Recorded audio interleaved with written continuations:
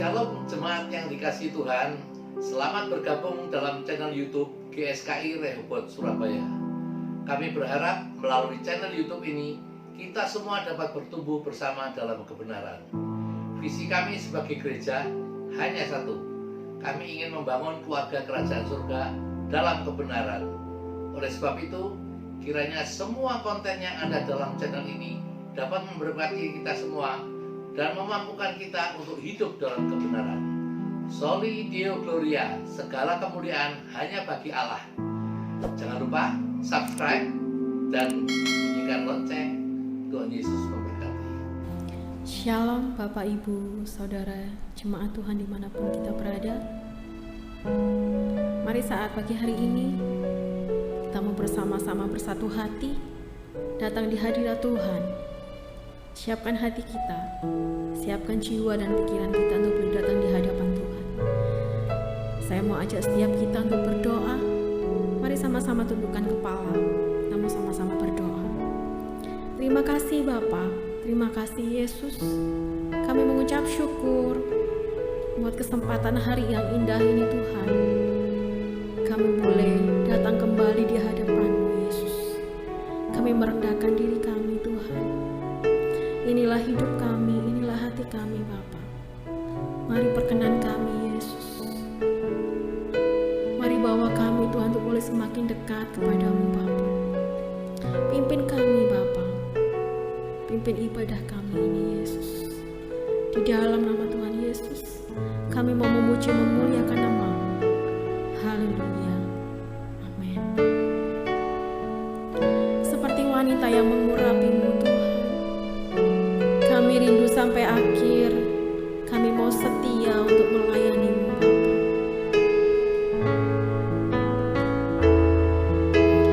Seperti wanita mengurapi-Mu, menangis di bawah kaki-Mu. Demikian hidupku mau mengasihi-Mu. Yesus, Engkau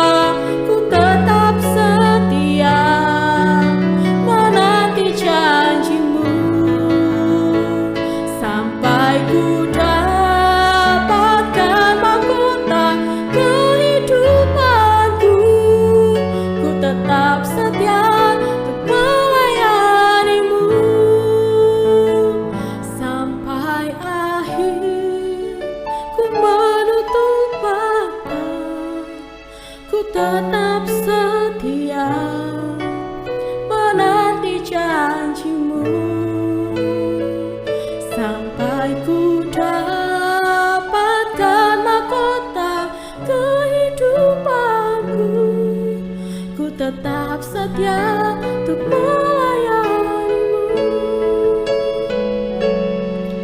Ku tetap setia, ku melayani-Mu. Ku tetap setia untuk melayani-Mu.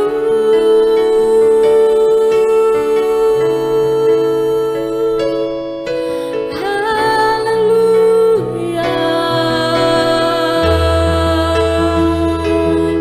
Kami mau tetap setia. Kami mau melayani-Mu, Yesus Tuhan. Haleluya. Kami bersyukur sampai akhir hidup kami, Tuhan. Kami mau melayani-Mu. Kami mau melayani-Mu, Tuhan.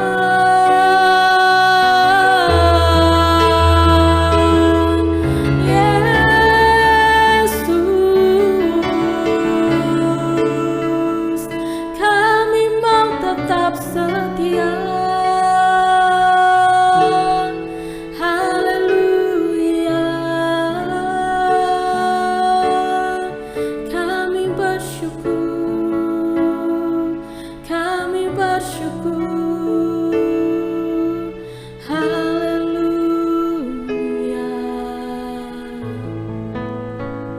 Terima kasih Tuhan. Kami mau indah di mata-Mu Bapa.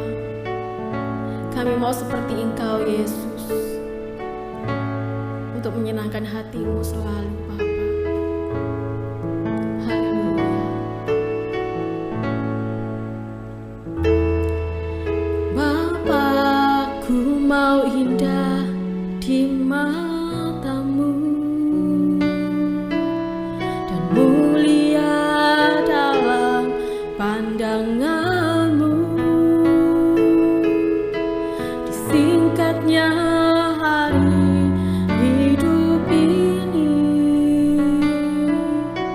ku rela batinku Kau hiasi. Bapa, ku mau indah di mata-Mu dan mulia dalam pandangan-Mu. Disingkatnya hari hidup ini, ku rela batinku Kau hiasi. Seperti Yesus, seperti Yesus, seperti Yesus, pokok keselamatanku. Seperti Yesus, seperti Yesus, yang selalu menyukakan hati-Mu. Bapakku mau indah, Bapakku mau indah di mata-Mu dan mulia dalam pandangan-Mu. Disingkatnya hari hidup ini, ku rela batinku Kau hiasi. Bapakku mau indah, Bapakku mau indah di mata-Mu, mulia dalam pandangan-Mu. Disingkatnya hari hidup ini, ku rela batinku Kau hiasi. Seperti Yesus, seperti Yesus, seperti Yesus, pokok keselamatanku.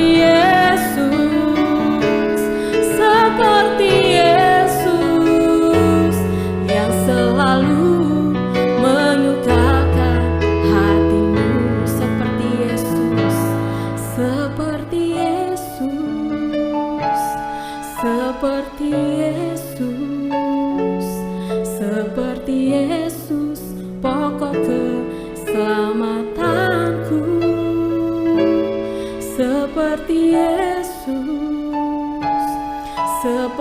Yesus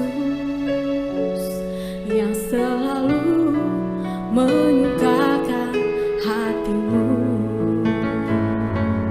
yang selalu menyukakan hatimu, yang selalu menyukakan hatimu.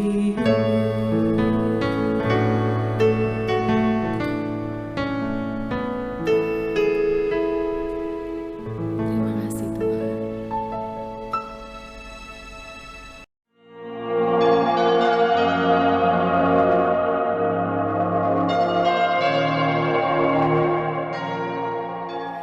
Shalom, kita akan mulai ibadah kita dengan satu doa khusus, Tehinat Leshavuot. Ata nigleita be'anan kefodeha al har Sinai. Bekolot uberakim vekol sofar hasak meot. Her eta et gevuratecha vehodek le'am seguratecha. Hatsileni miyetser hara ve'al yislot bi kol aven. El rahum orera rahameja al am somrei torateja. Laken kevel befikat tefilati. Vesa akati retse. Beshem haaf veaben veruah hakodes ha Elohim echad. Di dalam nama Bapa dan Putra dan Roh Kudus, Allah yang Esa. Amin.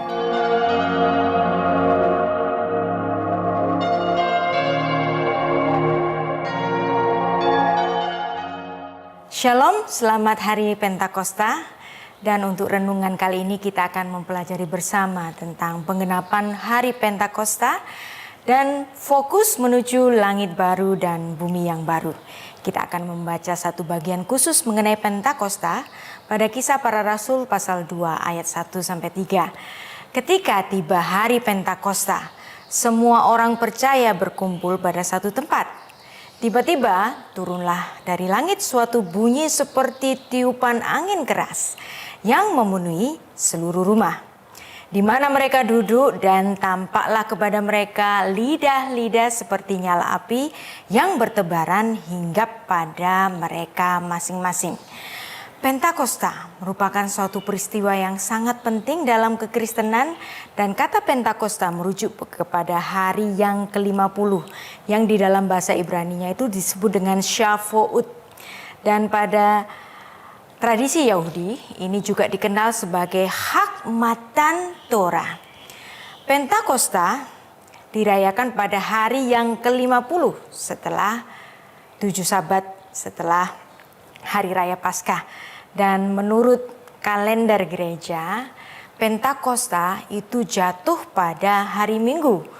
Dan kata Pentakosta ini tentu saja erat hubungannya dengan istilah karismatik. Dan kalau saya bicara begini, tentu saya akan bicara mengenai satu aliran kegerakan yang khusus yang merupakan pergerakan lanjutan dari gerakan Pentakosta, yaitu aliran karismatik, yang dimana gereja kita itu juga bernafaskan karismatik, dan tetapi di gereja kita itu memberikan suatu warna yang khusus, yaitu Gereja Suara Kebenaran Injil memiliki suatu kekhasan pengajaran yang mengedepankan Injil dalam persiapan murid-murid Kristus menuju langit baru dan bumi yang baru dengan cara meninggalkan percintaan dengan dunia.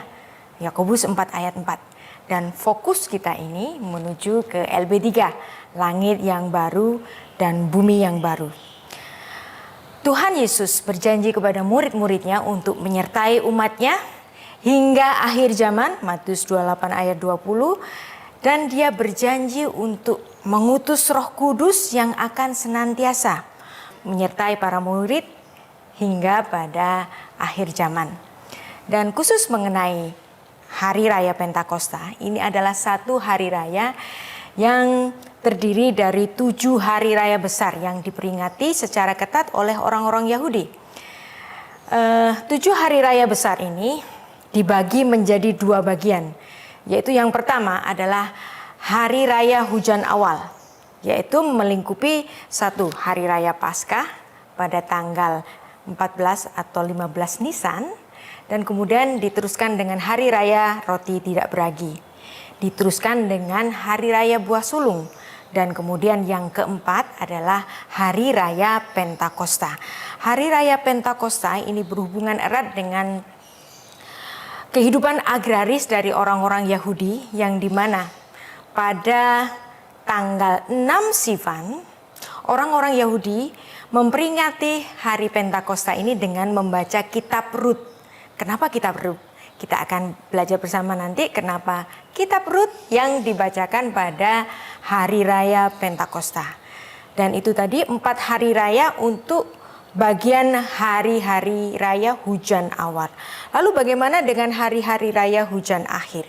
Hari-hari raya hujan akhir itu terdiri dari 3 hari raya, yaitu Hari Raya Awal Tahun atau Hari Raya Peniupan Serunai, yang dimana hari raya ini juga dikaitkan dengan Rosh Hashanah untuk tradisi orang Yahudi. Kemudian Hari Raya Pendamaian, Yom Kippur, yang jatuh pada tanggal 10 Tisri. Kemudian dilanjut dengan Hari Raya Tabernakel atau Sukkot yang jatuh pada 15 Tisri. Jadi ada 7 hari raya penting dalam kehidupan orang-orang Israel, yang dimana kita pada saat ini memfokuskan kepada Hari Raya Pentakosta. Kenapa 7 hari raya yang harus dirayakan? Apa maksud makna angka 7 ini? Nah, orang-orang Israel itu selalu memiliki satu simbol-simbol yang khusus. Angka 3 misalnya, itu berhubungan dengan kekudusan Allah. Dan angka 7 ini adalah angka pengampunan. Tuhan Yesus sendiri pada Perjanjian Baru yang ditulis pada Matius 18 ayat 22, dan ini ada hubungannya dengan Kejadian 4 ayat 24, yang dimana Tuhan itu memberikan 7 kali lipat pengampunan kepada Kain, tetapi Kain tidak mengambil kesempatan itu untuk bertobat. Dan makna angka 7 ini dibawa kembali ke Perjanjian Baru, yang dimana Tuhan menempatkan angka 7 ini sebagai simbol pengampunan dan simbol umum hubungan antara Allah dengan manusia. Dan Anda bisa melihat menorah atau kaki dian itu memiliki 7 lampu, dan tindakan pendamaian pada Perjanjian Lama itu dilakukan dengan melakukan 7 kali percikan. Dan ada banyak sekali simbol-simbol angka 7 dalam Perjanjian Lama. Misalnya tahun Sabat. Ya, tahun Sabat itu merupakan perkalian 7 kali 7, kemudian plus 1. Sehingga tahun Sabat atau tahun Yobel itu merujuk kepada tahun yang ke-50, yang dimana tahun yang ke-50 ini merupakan simbol dari pentahiran. Dan kemudian ini simbol dari penebusan juga. Nah, angka 50, Pentakosta, merupakan satu perkalian 7 kali 7 plus 1. Nah, Pentakosta ini pada Perjanjian Baru itu diyakini jatuh pada hari Minggu, yang dimana hari Minggu itu juga merupakan hari di mana Tuhan kita Yesus Kristus bangkit dari kematian. Itulah sebabnya bagi kita orang-orang Kristen itu beribadah pada hari Minggu. Nah, hari Minggu itu bukan sedianya untuk mengubah Sabat menjadi Minggu, bukan, ya. Sabat tetap Sabat, ya. Dan bahkan seluruh gereja-gereja di dunia ini pada setiap hari Sabtu atau hari Sabat itu semua memiliki kebaktiannya sendiri, ya. Bisa kebaktian pemuda, bisa kebaktian wanita, bisa kebaktian para lansia, judulnya macam-macam, dan terjadi pada hari Sabtu. Tetapi kita menempatkan khusus ibadah hari Minggu itu sebagai ibadah raya. Kenapa hari Minggu itu disebut dengan ibadah raya? Karena pada hari Minggu Tuhan kita Yesus Kristus itu bangkit dari kematian. Dan juga kalender gereja itu merujuk bahwa hari Pentakosta itu jatuh pada hari Minggu. Formula 7 kali 7 plus 1, kita mengetahui ini merupakan suatu perkalian ya, dan kemudian menjadi simbol dari tahun Yobel itu, bahwa tahun ke-50 adalah terjadi suatu pembebasan total bagi mereka yang menjadi budak atau mengalami pendudukan. Dan dalam hitungan hari ya, 7 kali 7 plus 1, hari yang ke-50, yaitu setelah 7 kali Sabat kemudian plus 1 hari masuk ke hari 50 setelah Paskah, itu menjadi hari Pentakosta. Dan hari Pentakosta ini merupakan hari gereja yang perdana. Hari di mana gereja di Yerusalem itu dibentuk dan diyakini itu jatuh pada hari Minggu. Dan ini ada hubungannya dengan Imamat 23 ayat 15 sampai 16. Nah, bagaimana kita mengetahui, bagaimana para bapak gereja menjadikan satu Minggu itu menjadi suatu tradisi yang khusus bagi kita untuk melakukan ibadah raya. Diambil dari Imamat 23 ayat 15 sampai 16. Saya bacakan. Kemudian kamu harus menghitung mulai dari hari sesudah Sabat itu, yaitu pada waktu kamu membawa berkas persembahan unjukan, harus ada genap 7 minggu. Ayat 16. Sampai pada hari sesudah Sabat yang ke-7, kamu harus hitung 50 hari. Lalu kamu harus mempersembahkan korban sajian yang baru kepada Tuhan. Jadi kalau dilihat dari sini, Imamat 23 ayat 15 sampai 16, ada 7 kali Sabat. Setelah 7 kali Sabat, kemudian ditambah 1 hari. Berarti hari yang ke-50 ini adalah jatuh pada hari Minggu. Sehingga kita dapat mengkorelasikan bahwa Yesus Kristus bangkit pada hari Minggu. Kemudian Pentakosta, di mana Roh Kudus itu datang dengan lidah-lidah api melingkupi orang-orang percaya, itu pun juga jatuh pada hari Minggu. Kenapa hari Minggu itu menjadi satu modus khusus, yaitu 7 plus 1, yaitu angka 8. Dan di mana angka 8 ini menjadi angka yang khusus bagi orang Kristen, yang di mana kita semua ya, orang-orang percaya, kita semua melakukan ibadah raya. Dan termasuk hari ini, kita pun judulnya juga ibadah raya hari Minggu. Sebab tiap hari itu kita memiliki ibadah yang macam-macam ya. Setiap hari kita dapat bersekutu dengan satu judul yang macam-macam, title yang beda-beda, tetapi khusus pada hari Minggu kita melakukan suatu ibadah raya. Karena itu merupakan suatu peringatan di mana Tuhan Yesus menang atas kematian, menang atas maut. Dan di hari Minggu itu juga Roh Kudus turun kepada murid-murid, dan itu menjadi simbol penyertaan Roh Kudus yang dijanjikan oleh Tuhan Yesus, seperti yang dikatakannya pada Matius 28 ayat 20, bahwa Yesus akan menyertai murid-muridnya sampai pada akhir zaman. 1 Korintus 15 ayat 14 menyatakan, tetapi andai kata Kristus tidak dibangkitkan, maka sia-sialah penderitaan kami dan sia-sia juga penderitaan kamu.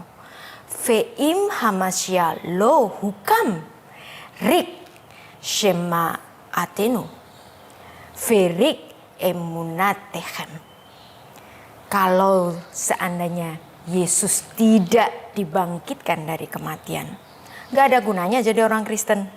Maka kita merayakan hari Minggu yang adalah hari kebangkitannya itu menjadi suatu peringatan khusus, di mana setiap hari Minggu kita melakukan ibadah raya. Dan memang kalender di dunia ini mulanya adalah dari kalender gereja, sehingga di belahan bumi manapun hari Minggu menjadi hari libur untuk setiap pekannya. Nah, hari Minggu, hari pertama, hari Ahad, atau dalam bahasa Yunaninya itu adalah Kuriaki Hemera. Nah, di mana Kuriaki Hemera ini disebut khusus dalam Wahyu 1 ayat 10. Dan Kuriaki Hemera ini untuk merujuk kepada hari Minggu, hari yang dimana Tuhan kita itu bangkit. Misalnya ditulis dalam Matius 28 ayat 1.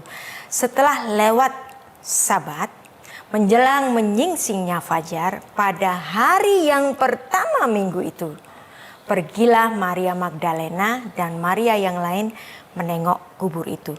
Nah, dalam bahasa Indonesia ayat ini menulis hari yang pertama. Nah, kalau itu dibahasakan dengan bahasa yang menyerap dari nama hari yang dari bahasa Arab, yaitu hari Ahad atau Yom Echad bahasa Ibrani. Jadi hari Ahad, Yom Echad, hari yang pertama, atau dalam bahasa Yunani itu Mia. Kata Mia itu merujuk kepada hari yang pertama. Mia Hemera, Yesus Kristus bangkit pada hari yang pertama. Dan ini menjadi suatu bukti bahwa Yesus memang bangkit pada hari Minggu. Nah, dan juga dalam penulisan Markus 16 ayat 2, di sini juga menuliskan kata Mia. Itu Mia Hemera yang menyatakan bahwa itu menjadi satu bukti bahwa Yesus ditemukan telah bangkit pada hari yang pertama pada minggu itu. Dan nanti pada Wahyu 1 ayat yang 10, Rasul Yohanes secara khusus menyatakan, pada hari Tuhan aku dikuasai oleh Roh dan aku mendengar dari belakangku suatu suara yang nyaring seperti bunyi sangkakala. Nah, di sini secara khusus Rasul Yohanes menyatakan pada hari Tuhan. Ya, pada hari Tuhan. Nah, itu naskah bahasa Yunaninya itu menulis Te Kuriaki Hemera. Dan dalam bahasa Ibraninya menulis Beyom Ha'adon. Kenapa disebut sebagai hari dari Tuhan kita? Karena pada hari yang pertama itu Tuhan kita bangkit. Sehingga hari Minggu itu disebut juga sebagai hari Tuhan. Hari di mana Tuhan kita itu bangkit. Sehingga ibadah kita pada hari Minggu itu merupakan satu anamnesis, suatu peringatan akan kebangkitannya dari sengsara salib. Bahwa keselamatan kita yang kita terima saat ini itu bukan hanya karena kita diampuni saja oleh karena perkataan Tuhan, tetapi Tuhan sungguh mengambil konsekuensi kematian itu menjadi kematian bagi dirinya, sehingga Tuhan Yesus menggantikan kematian kita sehingga kita boleh mendapatkan hidup yang kekal. Sehingga tidak salah bagi kita semua untuk menempatkan bahwa setiap hari Minggu adalah suatu ibadah raya bagi seluruh orang percaya. Dan ini pula untuk memperingati suatu persekutuan yang kudus, suatu perjamuan yang kudus, seperti yang dituliskan pada Lukas pasal 22 ayat 9, yang dimana saat itu ia mengambil roti dan mengucap syukur dan memecah-mecahkannya dan memberikan kepada mereka, katanya, inilah tubuhku yang diserahkan bagi kamu, perbuatlah ini untuk menjadi peringatan akan aku. Secara khusus Lukas 22 ayat 19, Tuhan Yesus memerintahkan kepada para murid untuk selalu mengenang dirinya dan mengenang bahwa Tuhan selalu ada bersama-sama kita, orang-orang percaya.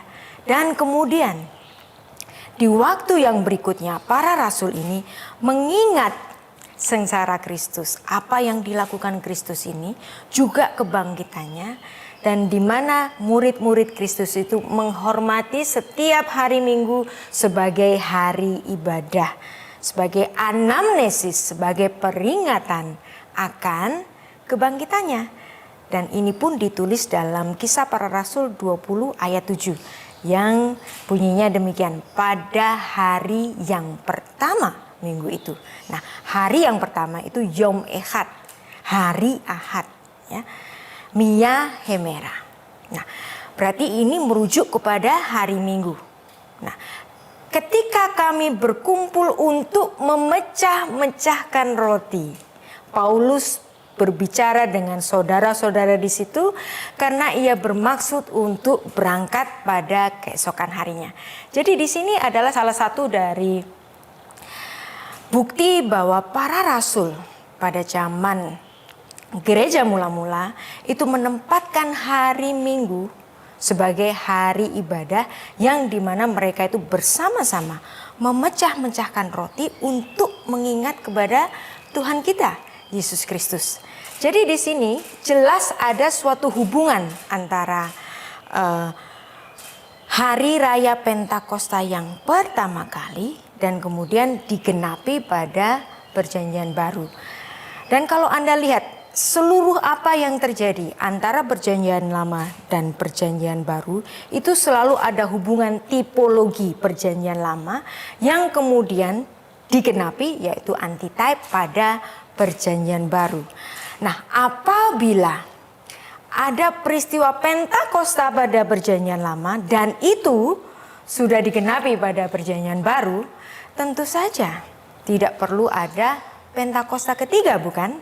Karena fokus kita terhadap Pentakosta yang sudah digenapi itu adalah mempersiapkan diri kita untuk menuju ke langit baru dan bumi yang baru, seperti yang dituliskan dalam 2 Petrus 3 ayat 13 atau dalam Wahyu 3 ayat 12 atau Wahyu 21 ayat 1 sampai 2. Dan di dalam mempersiapkan itu kita mengikuti pengajaran dari Bapak Gembala kita untuk meninggalkan percintaan dengan dunia. Kita fokus kepada langit baru dan bumi yang baru. Karena percintaan dengan dunia adalah suatu permusuhan dengan Allah. Kalau saya boleh membacakan ayat ini, nanti saya akan merujuk kepada naskah bahasa aslinya. Saya bacakan, hai kamu orang-orang yang tidak setia, tidakkah kalian tahu bahwa persahabatan dengan dunia atau percintaan dengan dunia adalah permusuhan dengan Allah. Jadi barang siapa yang hendak menjadi sahabat dari dunia atau kekasih dari dunia, ia menjadikan musuh Allah. Nah, kata musuh dalam bahasa Yunani ini ditulis dengan ektros. Nah, kata ektros ini digunakan dalam Septuaginta dalam Kejadian 3 ayat 15. Nah, kata musuh bagi Allah ini bukan berarti musuh biasa saja, tetapi suatu permusuhan berdarah yang mengakibatkan kematian. Jadi percintaan dengan dunia itu bisa mengakibatkan kematian, kematian yang kekal. Kita adalah orang-orang yang ditebus. Tetapi apabila kita meremehkan penebusan itu dan kita meninggalkan persekutuan kita dengan Tuhan, maka kita menjadi kekasih dari dunia. Apabila kita menjadi kekasih dari dunia dan menjalin hubungan cinta dengan dunia, percintaan dengan dunia, kita menjadikan kita ini musuh berdarah dengan Allah, musuh yang menyebabkan kematian. Jadi Yakobus 4 ayat 4 ini apabila dibaca dalam naskah bahasa asli Yunaninya dan kemudian dikaitkan dengan Kejadian 3 ayat 15, permusuhan ini mengakibatkan suatu kematian. Percintaan dengan dunia, permusuhan dengan Allah. Nah, saya akan membawa Anda untuk pada suatu tipologi Perjanjian Lama, yaitu hari raya Pentakosta yang pertama kalinya dirasakan oleh orang-orang Israel di padang gurun, yang dimana di padang gurun itu menurut suatu kepercayaan tradisi dari orang Yahudi, ini adalah suatu peristiwa pemberian Torah kepada orang-orang Israel. Nah, pemberian Torah kepada orang-orang Israel ini terjadi pada hari raya Pentakosta. Sehingga hari raya Pentakosta atau Shavuot ini disebut juga dengan Zman Matan Toratenu, yaitu waktu di mana Torah itu diberikan kepada kita. Nah, Zman Matan Toratenu ini disebut juga sebagai Hak Matan Torah, yaitu hari raya di mana Taurat itu diberikan kepada orang-orang Israel, yang dimana pada saat pemberian Torah itu kepada orang Israel, menurut Shemot Rabbah 5 ayat 9 itu menyatakan demikian, bahwa saat Torah itu diberikan kepada orang Israel, ada suara yang keluar terbagi menjadi 70 suara dan 70 bahasa, supaya semua bangsa mendengar dan semua umat dan bangsa mendengar suara tersebut dalam bahasa mereka sendiri. Ini sangat luar biasa sekali apa yang ditulis dalam kitab tradisi orang Yahudi yang ditulis dalam Shemot Rabbah 5 ayat 9. Menyatakan bahwa ketika Torah itu diberikan, ada suara yang bermacam-macam 70 bahasa. Dan angka 70 ini dalam Alkitab itu merujuk kepada bangsa-bangsa di dunia, yang referensinya itu dalam Kejadian pasal 10, di mana angka 70 itu merujuk kepada jumlah dari keturunan Nuh yang menjadi leluhur bagi bangsa-bangsa di seluruh bumi ini. Jadi angka 70 itu merujuk kepada bangsa-bangsa di dunia, yang dimana dalam pengertian orang Israel sendiri, Torah itu diberikan memang melalui orang-orang Israel sebagai Am Segula, tetapi ketika itu diberikan ada suara dari bahasa-bahasa yang bermacam-macam, merujuk kepada 70 bahasa, merujuk kepada angka simbol dari bangsa-bangsa di dunia. Perhatikan, kenapa 70? Dan ini juga nanti ada hubungannya dengan perjanjian baru, ya. Tuhan Yesus ketika dia memilih para murid, dan itu ditulis dalam Markus 3 ayat 13 sampai 15, itu menyatakan bahwa Tuhan Yesus memilih 12 muridnya. Dan ke-12 orang yang ditetapkannya itu adalah Simon yang kemudian diberi nama Petrus, kemudian Yakobus anak Zebedeus, kemudian Yohanes saudara Yakobus, dan seterusnya. Dan semuanya itu berjumlah 12. Kenapa 12? Nah, Alkitab kita itu penuh dengan pemahaman gematria, yaitu pemahaman dari simbol-simbol angka yang sangat penting di Alkitab kita. Kenapa Tuhan Yesus secara khusus hanya memilih 12 untuk menjadi inner circle dari dirinya? Karena 12 itu merujuk kepada suku-suku Israel yang menyatakan bahwa Tuhan Yesus lahir, dibesarkan, dan mengajar kepada murid inti 12 rasul ini. Dan angka 12 rasul ini merujuk kepada bangsa Israel sebagai bangsa pilihan Tuhan, yang dimana Allah yang inkarnasi itu memilih suatu bangsa yang dimana nanti dia lahir melalui bangsa ini. Tetapi pemilihan Tuhan tidak terbatas pada 12 itu saja. Pemilihan Tuhan itu juga merujuk kepada angka 70. Dan ini ditulis oleh Lukas dalam Lukas 10 ayat 1. Saya bacakan. Kemudian daripada itu Tuhan menunjuk 70 murid yang lain, lalu mengutus mereka berdua-dua mendahulinya ke setiap kota dan tempat yang hendak dikunjunginya. Jadi Anda lihat di sini ada modus 12, ada modus 70. Kenapa 12? 12 adalah simbol dari Israel, yang dimana Injil pertama kali diberitakan kepada orang-orang Israel. Kemudian Tuhan merujuk kepada 70 murid-muridnya, di mana angka 70 itu merujuk kepada simbol dari bangsa-bangsa di dunia. Dan itu Tuhan Yesus buktikan dalam Matius 28 ayat 19 sebagai suatu amanat agung darinya.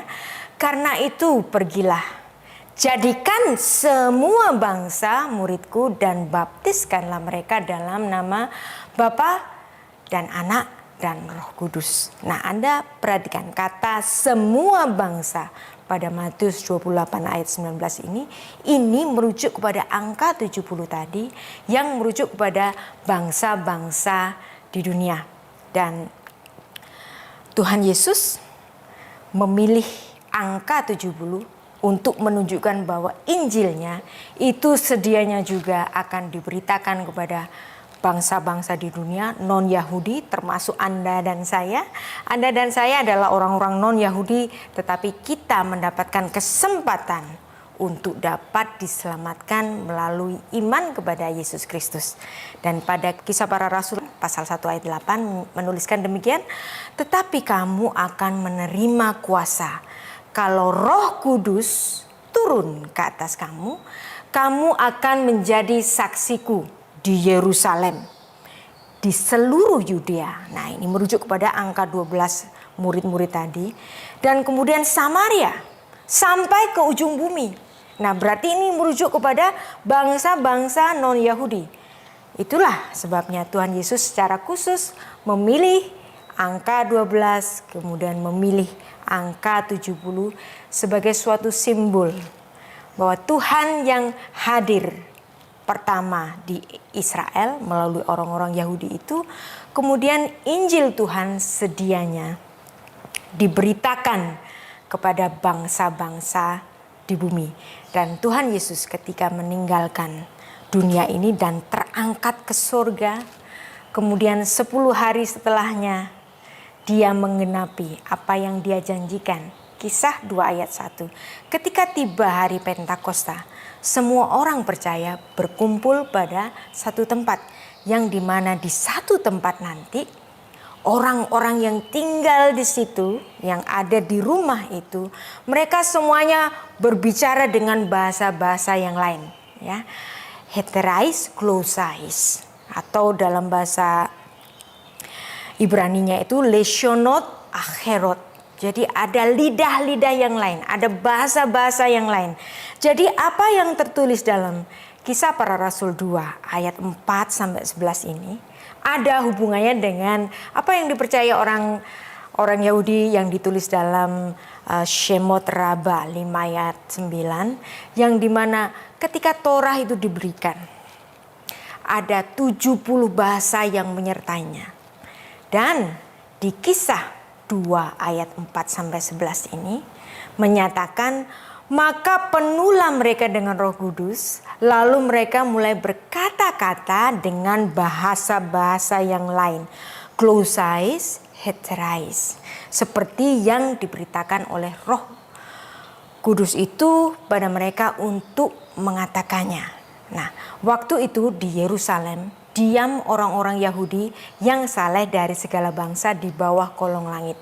Jadi ada orang-orang proslit yang ada di Yerusalem, tinggal bersama-sama dengan para pengikut Kristus. Dan ketika turun bunyi itu, berkerumunlah mereka masing-masing mendengar rasul-rasul itu berkata-kata dengan bahasa mereka sendiri. Maka mereka semua tercengang-cengang dan heran dan berkata, bukankah mereka semua yang berkata-kata itu adalah orang-orang Galilea, murid-murid Kristus, orang-orang Galilea? Bagaimana mungkin mereka masing-masing mendengar mereka berkata-kata dalam bahasa mereka sendiri, yaitu bahasa yang kita pakai di negeri kita masing-masing. Jadi di sini ada bermacam-macam bahasa yang diucapkan oleh para rasul itu yang dimengerti oleh orang-orang proselyit itu. Ayat 9 kita teruskan. Kita orang Partia, Media, Elam, penduduk Mesopotamia, Yudea dan Kapadokia, Pontus dan Asia, Frigia dan Pamfilia, Mesir dan daerah-daerah Libya, dan berdekatan dengan Kirene, pendatang-pendatang dari Roma, baik orang Yahudi maupun penganut agama Yahudi, orang Kreta, orang Arab, mereka semua mendengar mereka berkata-kata dalam bahasa mereka sendiri. Dan inilah perbuatan yang besar yang dilakukan oleh Allah. Anda lihat ya, walaupun kepercayaan orang Yahudi ditulis dalam kitab tradisi saja, Shemot Rabbah 5 ayat 9, yang mereka meyakini ketika Torah itu diberikan dalam 70 bahasa yang berbeda. Kemudian kita kaitkan dengan apa yang ditulis dalam Kisah Para Rasul pasal 2 tadi. Bukankah itu juga merupakan suatu hubungan yang sangat erat sekali? Ada hubungan antitype dan tipologi di Perjanjian Lama. Jadi apa yang terjadi pada Perjanjian Lama itu sudah digenapi pada Perjanjian Baru. Terhadap apa yang sudah digenapi, ada Pentakosta pertama, ada Pentakosta kedua sebagai penggenapannya. Tentu saja tidak perlu ada Pentakosta ketiga, bukan? Ya. Dan ini memberikan suatu peneguhan bagi kita. Dan saya akan membacakan suatu ayat yang sangat indah sekali yang ditulis dalam Keluaran 31 ayat 18, di mana saat itu Musa menerima kedua loh hukum, dan dituliskan di situ, dan Tuhan memberikan kepada Musa setelah ia selesai bicara. Nah, kata selesai bicara ini ditulis dalam bahasa Ibrani itu kekaloto. Tetapi ada satu orang rabi yang membaca kata kehaloto ini sebagai suatu khala. Apa itu khala? Khala itu adalah pengantin perempuan. Dan Rabbi Shelomo ben Yisaki ini memandang bahwa apa yang terjadi pada Musa yang ditulis dalam Keluaran 31 ayat 18 itu, Musa dan orang-orang Israel itu ditempatkan Tuhan sebagai mempelai perempuannya, seperti mempelai perempuannya, kehaloto, yang dimana mempelai perempuan ini mendapatkan tanda kasih, pemberian kasih dari Tuhan. Apa pemberian dari Tuhan? Dia memberikan hukum Taurat. Lantas kalau di Perjanjian Baru, ketika Tuhan Yesus menempatkan dirinya sebagai mempelai laki-laki dan jemaat Kristus ini adalah mempelai perempuannya, ketika dia hendak meninggalkan dunia ini dan naik ke surga mempersiapkan rumah bagi kita, Yohanes pasal 14, itu Tuhan Yesus pun sebagai mempelai laki-laki. Dia memberikan satu tanda kasih. Dan ini seperti yang terjadi di Perjanjian Lama juga. Seperti di mana ketika Ribka dipilih menjadi mempelai perempuan bagi putra dari sang empunya rumah itu, yaitu Abraham. Ya, dan dia memiliki putra yaitu Ishak. Dan pemilihan diberikan kepada Ribka. Nah, Ribka di sini ketika dia dipilih, dia diberikan suatu pemberian kasih. Yang karena Ribka ini adalah mempelai perempuan bagi sang putra tadi.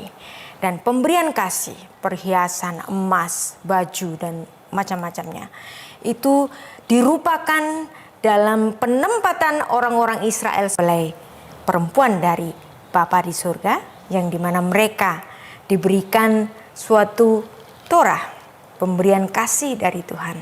Dan kita sebagai mempelai perempuan dari sang mempelai laki-laki yaitu Yesus Kristus, Tuhan Yesus memberikan Roh Kudus, yaitu Ruach HaKodes, yang dimana itu telah diminta dari sang putra kepada Bapa, dan Bapa nanti akan memberikannya kepada kita suatu penolong yang lain supaya ia menyertai kita selama-lamanya. Seperti yang ditulis dalam Yohanes 14 ayat 16 sampai 17. Bahwa Roh Kudus, yaitu Roh kebenaran, itu akan menyertai kita sampai akhir zaman.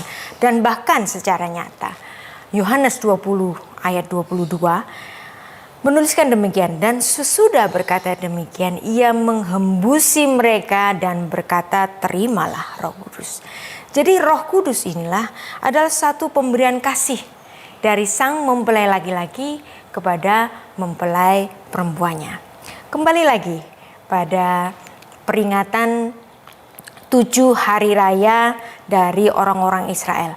Dari ke-7 hari raya itu dipilih 3 hari raya yang sangat penting. Yang pertama adalah hari raya Paskah, yang kedua hari raya Pentakosta, yang ketiga adalah hari raya Tabernakel atau hari raya Sukot. Keluaran 23 ayat 14 secara khusus menuliskan demikian. 3 kali setahun haruslah engkau mengadakan perayaan atau chag, ya, perayaan bagiku. Nah, kata perayaan dalam bahasa Ibrani itu chag. Nah, kalau dibahasakan dalam bahasa Arab itu hajj. Jadi 3 kali setahun kamu harus berhajj, naik haji, naik ke Gunung Sion untuk merayakan hari raya di sana. Nah, secara khusus diulang lagi dalam Ulangan 16 ayat 16 dan dituliskan secara lengkap 3 kali setahun. Setiap orang laki-laki di antaramu harus menghadap hadirat Tuhan Allahmu di tempat yang akan dipilihnya, yakni pada hari raya roti tidak beragi atau Paskah, dan pada hari raya 7 minggu Pentakosta, dan hari raya Pondok Daun yaitu Sukot atau hari raya Tabernakel. Janganlah ia menghadap hadirat Tuhan dengan tangan hampa. Dan di situ kita mempersembahkan persembahan yang terbaik bagi Tuhan di Sion. Nah, kenapa harus ke Sion?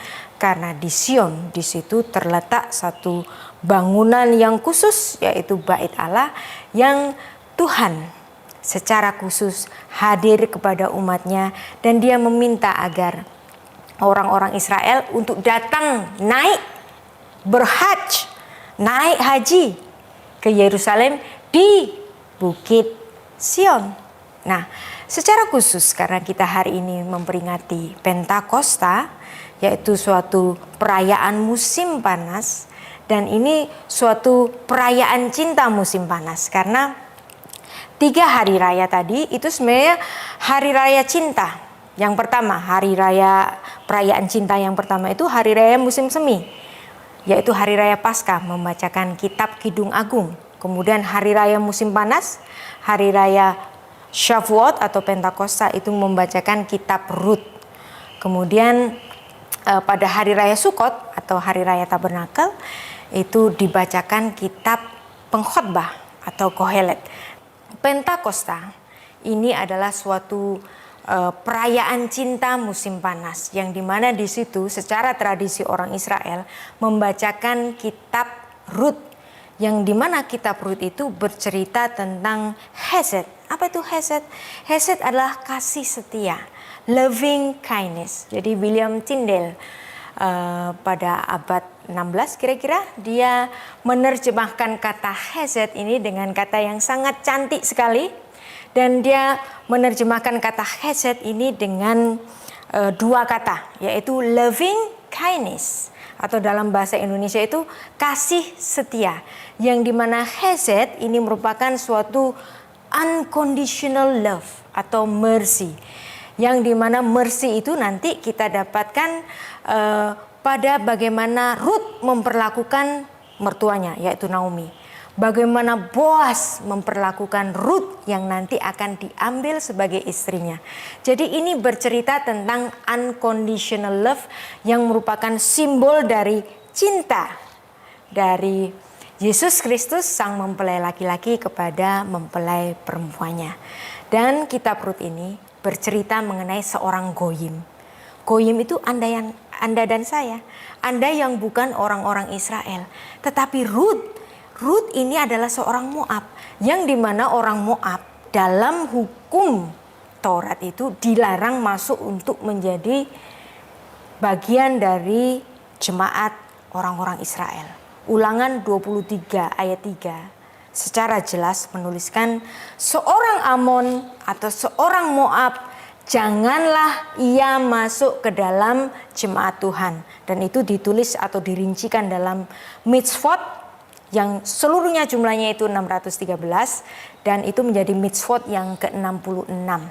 Dan Moab ini dilarang untuk menjadi jemaat Allah Israel. Tapi lah, kok Rut boleh? Bukankah Rut itu orang Moab? Nah, inilah yang disebut dengan cinta unconditional. Ruth yang miskin. Ruth seorang janda tanpa putra. Seorang janda tanpa putra itu disebut dalam bahasa Ibrani itu dengan akara. Seorang yang tercabut dari akarnya. Karena dia tidak memberikan putra bagi suaminya. Karena suaminya sudah meninggal. Dan Ruth ini memiliki double minoritas. Ya, dia sudah janda, miskin, orang Moab lagi. Yang gak boleh menjadi jemaat dari orang Israel, dari Allah Israel. Nah, tapi karena adanya Boas yang menebus si janda miskin ini, yang memberikan cintanya secara unconditional, ya, maka Ruth menjadi bagian dari bangsa Israel. Ruth 4 ayat 14 secara khusus menuliskan demikian. Sebab itu perempuan-perempuan berkata kepada Naomi, terpujilah Tuhan yang telah rela menolong engkau pada hari ini dengan seorang penebus, yaitu Goel. Termasyhurlah kiranya nama anak itu di Israel. Jadi di sini ada satu perayaan dari buah cinta antara Boas dengan Ruth ini, bahwa dari putranya nanti Tuhan justru berkenan, dari situ Sang Mesias itu lahir. Dan ini secara jelas dituliskan dalam 1 Tawarik 2 ayat 12. Menuliskan demikian. Boas memperanakkan Obed. Obed memperanakkan Isai. Nah, siapa itu Isai? Nah, Isai adalah bapak dari Daud. Nah, Rut 4 ayat 22. Obed memperanakkan Isai. Isai memperanakkan Daud. Nah, ini penting sekali. Nah, Alkitab kita itu selalu menulis suatu silsilah dengan sangat jelas, sehingga kita tahu dari mana Yesus Kristus itu lahir. Ternyata Yesus Kristus lahir dari Daud, yang dimana Daud ini memiliki seorang nenek yang bukan orang Israel, tetapi melalui jalur penebusan oleh Boas tadi, Ruth ini menjadi bagian dari Israel, dan kemudian bahkan melahirkan satu garis yang lurus yang dimana Sang Mesias ini nanti akan lahir. Nah, diulangi lagi pada Matius 1 ayat 1 yang dimana secara khusus Matius ini menuliskan, inilah silsilah Yesus Kristus, anak Daud, anak Abraham. Jadi jelas di situ. Daud tadi adalah putra dari Isai. Isai tadi adalah putra dari Obed. Obed tadi adalah putra dari Boas melalui Ruth. Jadi di sini jelas bahwa garis Sang Mesias itu ternyata ada seorang goyim yang dicangkokkan di situ atau yang dilekatkan di situ. Matius 1 ayat 1 memberikan satu informasi yang jelas dari mana Yesus Kristus itu hadir. Sefer Toledot Yeshua Hamashiach ben David ben Abraham. Inilah kitab silsilah dari Yesus Sang Mesias, putra Daud, putra Abraham. Nah, jadi kita jelas melihat di sini bahwa ada hubungan antara perjanjian lama dengan perjanjian baru. Yang dimana di perjanjian lama itu terdapat suatu peristiwa Pentakosta. Dan Pentakosta itu secara tradisi diperingati dengan membacakan kitab Rut. Yaitu kitab yang merayakan suatu jalur yang khusus bagi Sang Mesias. Nah, kalau kita membaca ini, berarti antara perjanjian lama dan perjanjian baru sangat berhubungan. Perjanjian lama sebagai tipologi, perjanjian baru sebagai antitype atau penggenapan. Apa yang terjadi pada Pentakosta perjanjian lama telah digenapi pada Pentakosta perjanjian baru. Dan fokusnya itu siapa? Fokusnya adalah Yesus Sang Mesias. Dan ini apabila kita menempatkan Jesus inside, maka kita akan berusaha untuk menjadi serupa dengan Kristus. Nah, apabila kita menjadi serupa dengan Kristus, di situ ada transformasi. Seperti yang dituliskan oleh Rabbi Shaul pada Roma 8 ayat 29, sebab semua orang yang dipilihnya dari semula, mereka juga yang ditentukannya dari semula untuk menjadi serupa dengan gambaran anaknya, supaya ia, anaknya itu, menjadi yang sulung di antara banyak saudara. Jadi kedatangan Yesus di dunia ini untuk memulihkan gambar Allah yang rusak pada manusia yang telah jatuh pada dosa itu, dan untuk membawa kita kembali pada hubungan yang harmonis seperti dikala Adam belum jatuh kepada dosa. Nah, apabila ada Jesus inside dan ada keinginan untuk menjadi serupa dengan Kristus, dan ada perubahan atau transformasi dari kita yang semula menjadi berupa manusia berdosa, dan kita selalu berusaha dari hari ke hari untuk berusaha serupa dengan Kristus. Saya percaya ini menjadi satu goal yang menjadi suatu pengajaran inti di gereja GSKI, Gereja Suara Kebenaran Injil, bahwa goal kita adalah untuk menuju pada langit yang baru dan bumi yang baru. Fokus kita pada LB3 seperti yang ditulis oleh 2 Petrus 3 ayat 13. Tetapi sesuai janjinya, kita menantikan langit yang baru dan bumi yang baru di mana terdapat kebenaran. Kiranya renungan kali ini membawa kita untuk selalu berusaha serupa dengan Kristus, fokus pada LB3 dan meninggalkan percintaan dunia. Beshem ha'af ve'aben ve'ruach hakodesh ha'elohim echad. Shalom.